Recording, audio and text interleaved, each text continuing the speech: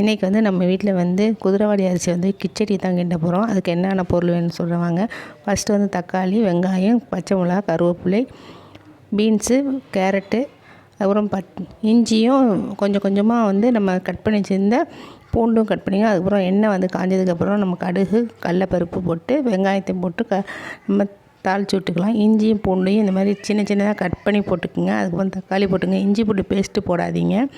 அதுக்கப்புறம் நம்ம கட் பண்ணி வச்சுருந்த வெங்காயம், தக்காளி எல்லாத்தையும் போட்டு வெஜிடபிள்ஸ் எல்லாத்தையும் போட்டு உப்பை போட்டு நல்லா மூடி வச்சுருங்க. நல்லா வெந்ததுக்கப்புறம் நம்ம எந்த கப்பால் எடுத்தோமோ அந்த கப்பால் 2 கப் அளவுக்கு நம்ம தண்ணி ஊற்றிக்கலாம். தண்ணி ஊற்றி கொஞ்சம் மஞ்சத்தூள் போட்டுங்க. நம்ம வந்து அரை மணி நேரம் நம்ம இதை ஊற வச்சிடணும். குதிரைவாலி அரிசியை நல்லா ஊறினதுக்கப்புறம் தான் இதை வந்து நம்மளை போட்டு கலரணும். நல்லா கலரி விட்டு டம்மில் கொஞ்சம் நேரம் போட்டு எடுத்து வச்சுக்கணும். குதிரைவாலி அரிசி வந்து வச்சு நம்ம வந்து கிச்சடி செஞ்சுருக்கோம். எவ்வளோ சூப்பராக இருந்துச்சு தெரியுமா? இன்றைக்கி காலையில் நாங்கள் இதான் சாப்பிட்டோம். பிடிச்சிருந்தா லைக் பண்ணி சேனல் மறக்காமல் சப்ஸ்கிரைப் பண்ணிக்கிங்க.